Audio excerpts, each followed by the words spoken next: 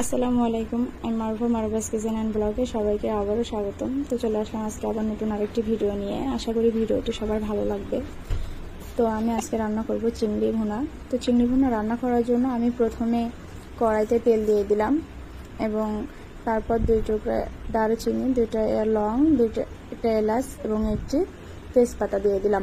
এটা দেওয়ার পর আমি একটি ছোট সাইজের পেঁয়াজ গোল গোল করে কেটে আমি এতে কুচি কুচি করে কেটে দিয়ে দিয়েছি। এখন এটা আমি ভাজতে থাকবো যতক্ষণ না পর্যন্ত এতে লাল বর্ণ ধারণ করে। তো দেওয়ার পর তারপর আমি আগে থেকেই বেটে রেখেছিলাম শুকনো ঝাল, আদা, রসুন, পেঁয়াজ, তো সেটা দিয়ে দিয়েছি। তারপর হলুদ, স্বাদ মতো লবণ এবং একটি টমেটো চাকচাক করে কেটে দিয়েছি। দেওয়ার পর আমি কিছুক্ষণ কষিয়ে নেব। দেওয়ার পর একটুখানি টক দই আমি ফেটিয়ে এতে দিয়ে দিয়েছি। খুবই অল্প মাত্রায় দিয়েছি, যেহেতু আমার চিংড়িগুলো অল্প ছিল এই জন্য আমি 2 টেবিল চামচের মতো টক দই এখানে ফেটিয়ে দিয়ে দিয়েছি। দেওয়ার পরে আমি কষিয়ে নিয়েছি। তারপর দারুচিনি গুঁড়া ও ধনিয়ার গুঁড়া দিয়ে দিয়েছি। দিয়ে আমি আরও কিছুক্ষণ কষিয়ে নিচ্ছি। দেওয়ার পর মনে হলো আমার তলায় লেগে যাচ্ছে কড়ার তলায়, তো আমি আবারও একটু পানি দিয়ে দিয়েছি। পানি দিয়ে আমি আবারও কষিয়ে নিয়েছি। তো কষিয়ে নেওয়ার পরে আমি চিংড়িগুলো দিয়ে দিয়েছি।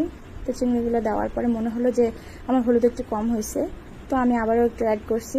তো চাইলে একবারেই দিতে পারে, কোনো সমস্যা নাই। আমার একটু মনে হলো কম হয়েছে, এই জন্য দিয়ে দিলাম।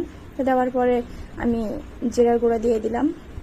দেওয়ার পরে আমি এই চিংড়িটা খুব ভালোভাবে কষিয়ে নেব। কেউ চাইলে এই চিংড়িটা আগে থেকে ভেজেও রাখতে পারে, কেউ এটাকে ছিলে রান্না করতে পারে। আমি অবশ্য খোসার সময় রেখে দিয়েছি, যেভাবে আমি বাসায় রান্না করি সেভাবেই আমি রান্না করেছি।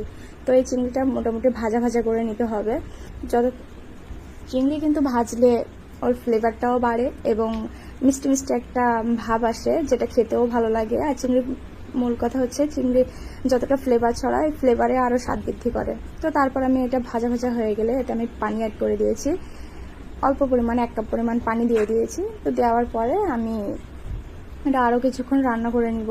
নেওয়ার পরে আমি একটি টমেটো কেটে দিয়েছি। মনে হলো যে একটু টকটক হলে ভালো লাগবে, এই জন্য আমি একটি টমেটো কেটে দিয়েছি। আপনারা চাইলে দিতে পারেন, না চাইলে না দিতে পারেন, এটা আপনাদের ব্যক্তিগত ব্যাপার।